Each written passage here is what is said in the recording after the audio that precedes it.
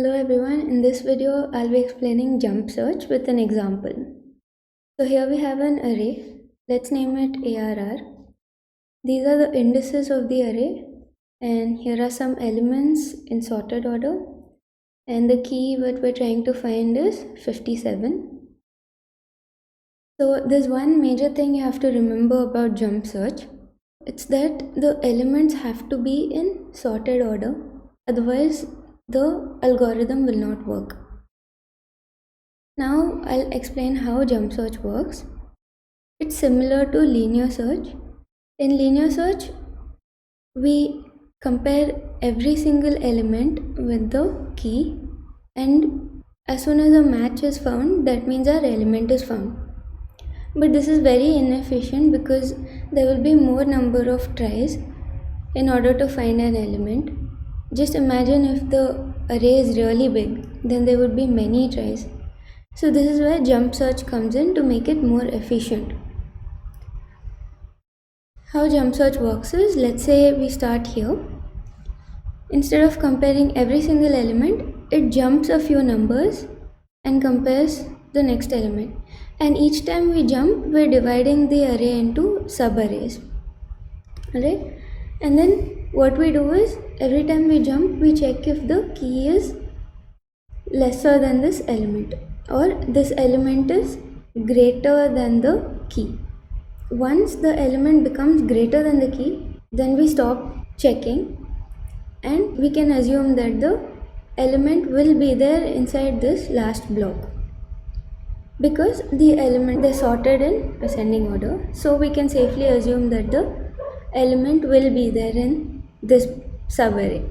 Okay, so now let's do a dry run. For that, we'll maintain some elements. Start will initially be 0, which is the starting position of the jump. End position will be square root of n. Square root of n in this array, n is 9. The index starts from 0, hence the last index is 8. So square root of 9 is 3. Okay, so here I'll maintain end and array of end. Okay, so end is initially 3, so here 3, and array of end is 34. Now we check whether array of end is less than key. Is array of end less than 57? Yes, it is. So it goes inside the while loop. First of all, we store the value of start, which will be end value, which is 3 here. Then end is equal to n plus square root of n. So square root of n, we just do a jump, right? Hence we have to add square root. Okay, so it becomes 6. And array of 6 is 72. Is 72 less than 57? No, it's not. So the while loop will break and it will come out to the for loop. And we just assume that the element will be there in this block and we do a linear search on this block. I'll explain how the linear search will happen now. We just take this block separately. Start is here now and end is here. So we have a variable I and array of I for the for loop. I will initially be start. Start is 3, its value is 34. Is 57 equal to 34? No. So I plus plus will become 4. Array of 4 is 48. Is 48 equal to 57? No. So I plus plus 5 is array of 5, which is 57, equal to 57? Yes.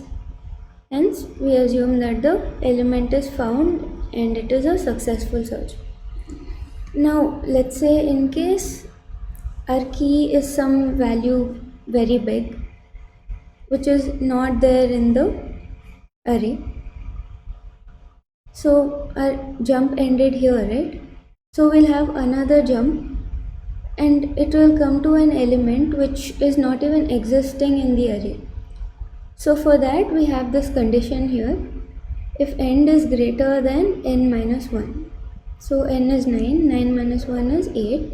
If n becomes greater than that, then end will become n.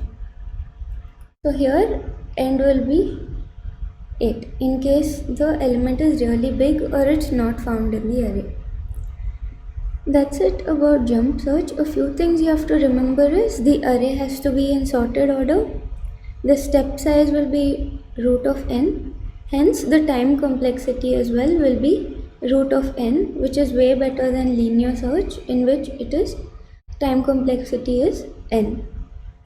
That's it for jump search, you guys. I hope you learned something new today. And if you have any doubts, you can write it in the comments below, or if you have any suggestions, you can still write it in the comments below. And if you like the video, please give me a like, and that would make me really happy. Thank you.